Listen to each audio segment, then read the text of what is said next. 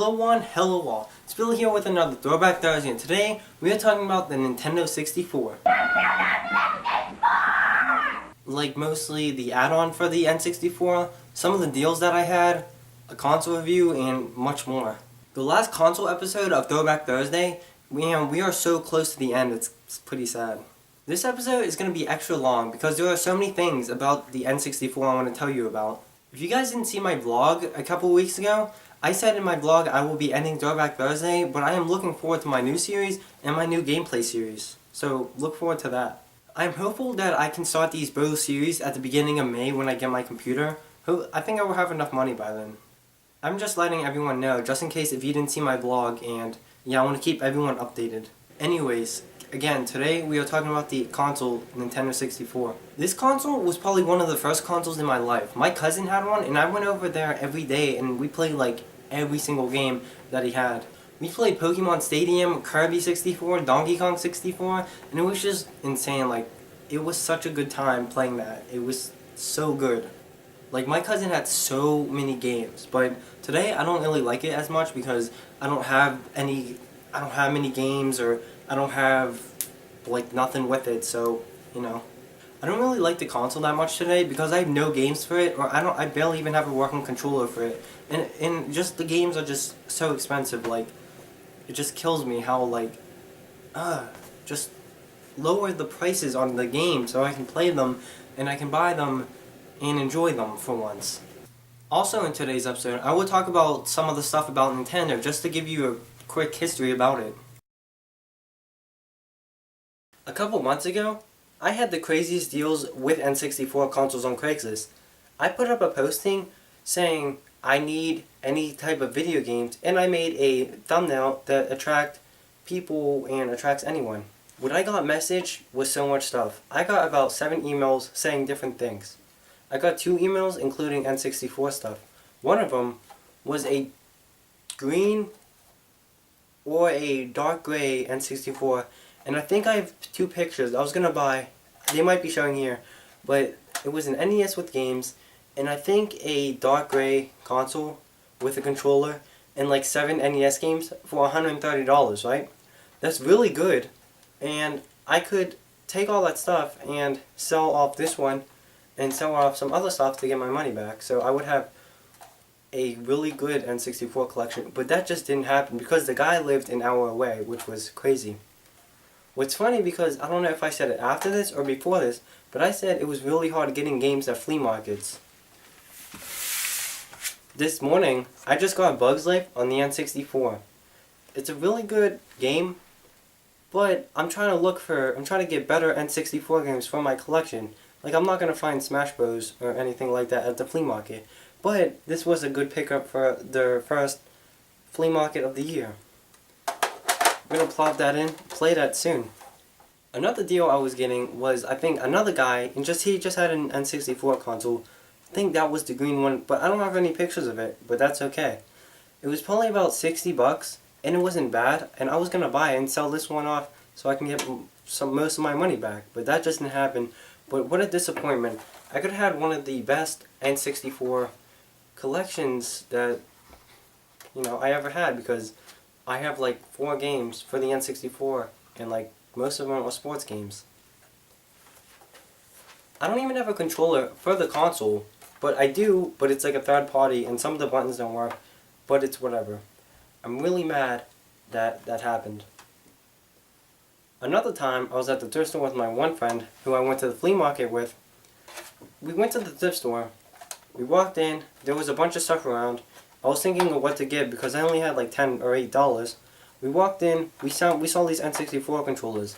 My stupid freaking head was like, okay, I'll put these down. Or we walked by, we grabbed both of them. I'm like, okay, I might buy these. So I don't know why I put the one down, but he took one.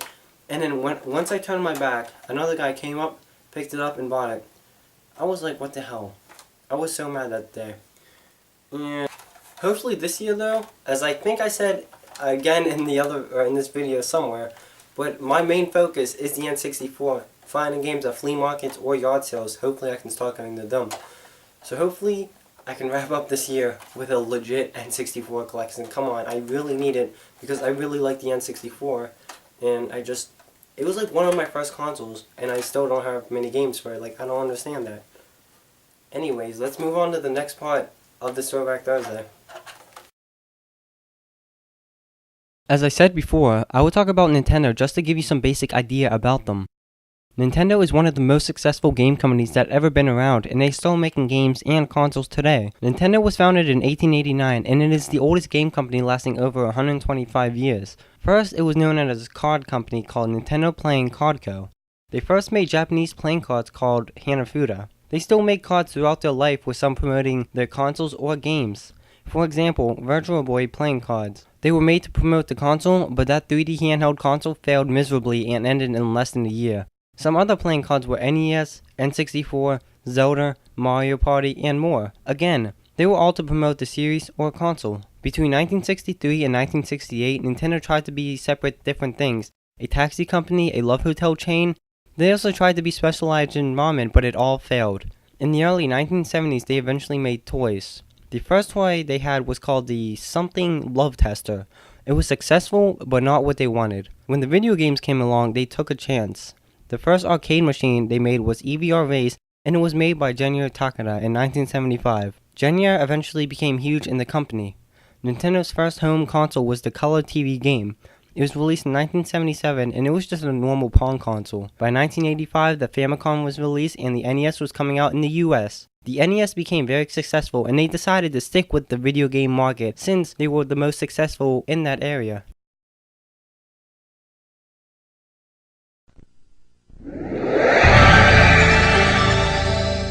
The Nintendo 64 was released September of 1996 for $300. It's crazy to think about new consoles being that expensive when they were first released, especially the old consoles. The Nintendo 64 was the real first 64-bit ever released. Atari tried to claim that with the Jaguar, but it used two processors, which equaled up to 64. I want to make a video about the Atari Jaguar eventually. Anyways, that's where the N64 got its name from. The graphics for the N64 was very innovative for the time, and it was one of the first consoles to use 3D graphics. Thanks to Silicon Graphics 3D to capture the most clean and clear graphics. It used advanced features like high frame rate for complex images, advanced texture mapping, color combiner, real-time edge anti-aliasing, and more. One of the games that pushed the N64 to its max graphics capacity was Turok 2. It really looked amazing. The Nintendo 64 was launched with only two games, Super Mario 64 and Pilot Wings. Prior to launch, Nintendo of American Chairman Howard Lincoln noted the quality of first-party games, saying that, "We are convinced that a few great games at launch are more important than great games mixed in with a lot of dogs." He is saying that it's better to have a couple of good games by Nintendo than have good games made by a lot of different companies. Today, Nintendo is trying to get more third-party support because they are falling under Sony and Microsoft. They should stick with first-party games and they will be fine, since they have many games and you can only get them on Nintendo's consoles. The exclusives are very fun and unique. So many people will want the console. Who doesn't want to play Smash Bros, Mario Party, Mario Kart, Mario platforming games, Splatoon, Zelda, Kirby, Pokemon games, Mario Maker, Animal Crossing, Donkey Kong Country, Pikmin, F-Zero, Metroid, Harvest Moon, Mario sports games, and more. So many fun games. When the Nintendo 64 was first released, it was in heavy demand. Everyone was trying to get it. David Cole, industry analyst, said, "You have people fighting to get the consoles in stores. That's pretty crazy." I don't think that you will never see that again today, since we have so much technology around. Everyone's looking for different things. With consoles, Sony and Microsoft ship so many consoles everywhere that it's impossible to run out of consoles. Some Chicago Bulls players called Nintendo to ask for a special treatment to get the console. Wow. Anyways, I talked about a lot of things about the console, off to the console models of the N64. The most exciting part about the N64 consoles is that the console has the most color variants in a video game console ever. In this section of Throwback Thursday, I will talk all about the color variants and the variety of each console. The first N64 was the charcoal black console. It is the most common console out of all of them, and it was released in all regions: the US, Japan, Europe, and Australia. The console will be reviewed after this section. The next set of consoles was called the Fantastic series, and 6 consoles were released in 6 fantastic colors: Smoke Black, Jungle Green, Ice Blue, Fire Orange, Gray Purple, and Watermelon Red. Not only did Nintendo make the consoles, but they named each one with a unique name. They are pretty much the exact same, but the only difference is the color, of course. Each console of the Fantastic series varies within the price. The prices are so random. As I said before, I had a chance with the smoke gray and the green one, I think. The next set of consoles were the Pikachu consoles. There were 3 versions of this console. The light blue one and orange variations were only released in Japan, and Nintendo decided to release one version of the console in the US, which was dark blue. On Pikachu, they made Pikachu's cheek as a light to know if the console is on or off. Below that, his foot is a reset button, and on the left side of the console, there was a Pokeball, which is a power button, which is cool. It is beyond me why they released different variations for the different variations series. They went balls to the wall, and Nintendo must have a lot of time on their hands. The next console bundle was a Pokemon Stadium battle set. It was used to promote the game Pokemon Stadium.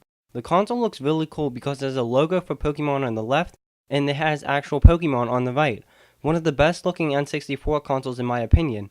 Next was the Gold N64. It was exclusive to Toys R Us, and it came with 2 Gold N64 controllers. Another N64 only released in Japan was called Daiei Hawks.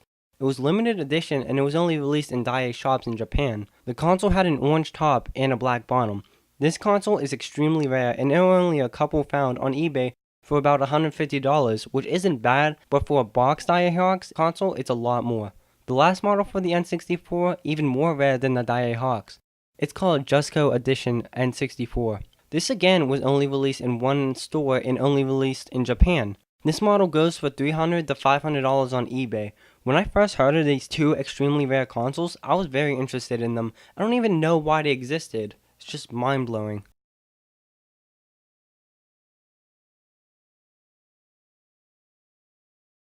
The N64 is a beautiful console with that N logo right down the middle and the black gloss touch that has.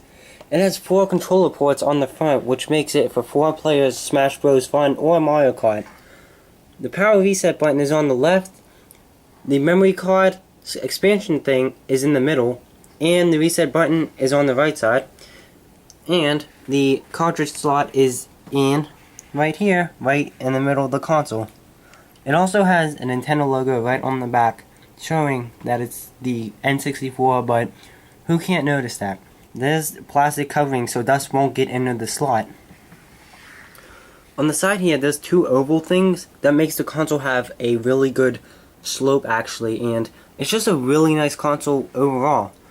I would really like a Fantastic series color, like I was saying before, but you know, that might not happen. But if you want an N64, I would just get one just for simple games and the looks, and it's just a good console overall. I really like that look. It also has a power LED to show that the console's on or off. It's a weird red looking color, but I guess it's fine. On the bottom of the console, it has sarking ventilation so air can get out, but the console doesn't really get hot, but I don't know why you would need that. This plastic thing covers the expansion port for the N64 DD. As I said, I think I'm going to say later, but this console was only released in Japan, so this expansion is pointless. It's really cool, but I wish they would release the DD in the US, but it's whatever. They also have a model number, which this model number is NUS001, which sounds like one of the first N64 consoles, but I'm not sure. The N64 control deck, which they called the old NES. Made in Japan, obviously. Rating 19 watts, 1996 Nintendo. On the back, it has only an AV, a Nintendo help number that you can call, but it won't work. And it has one of the best, most innovative power things ever. I don't have it right now, but for the power cord, there's a block, and it's a block thing that you put in this whole area of, of space, and it plugs into that 6th pin on the right. They did this because if you look at the NES, there's a power brick which covers the power strip, or covers 2 or 3 power holes, and it's just so freaking annoying. So they put all the power, like pretty much the power brick, in this block inside the console, so you can have that convenience of the power. That is one of the best innovative things that Nintendo has ever done.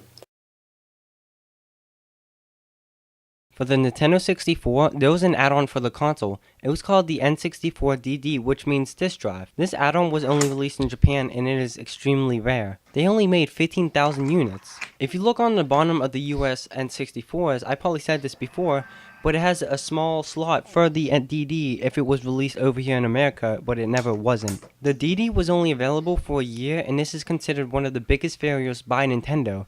There were only a couple games for the system, like multiple Mario Artist games, SimCity, and a couple of random Japanese games. Nintendo was planning to make a Mario Party 2, a Zelda game, Super Mario 64 2, and more awesome games, but the system epically failed, and that's a shame. Most of these games were released on the N64, so we didn't miss many games that were going to be on the DD. I think those games would have been really fun with the increased graphics that the DD had. One day, I would want to buy one off of eBay because I think it's really cool, but they are just super expensive and somewhat rare.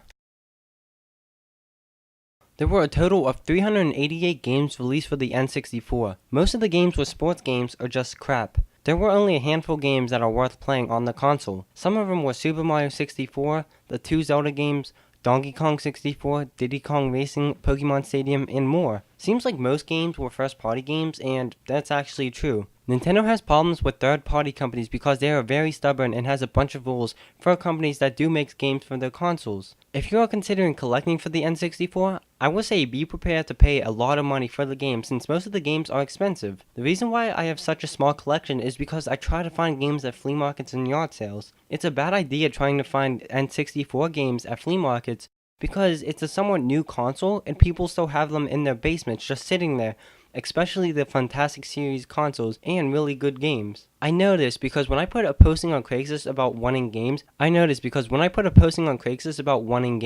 I got a lot of N64 deals. In the future, I want to go to more yard sales and I bet I will find N64 stuff. Well guys, that's it. Today we talked about the N64 and it was actually a really long episode. Probably one of my longest maybe, not including some of the other console ones because I actually played every single game, but I couldn't because I barely have any games for it, so yeah.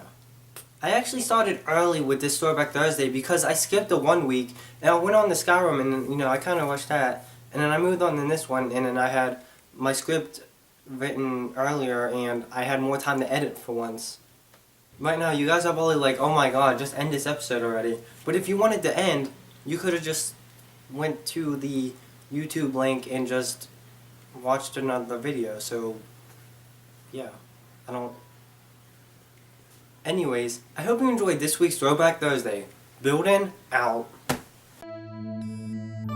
Billy here. And Charlie. And if you like that video as much as we think you did, Comment, like, subscribe. And if you want to watch more, go and click over here. See you again soon.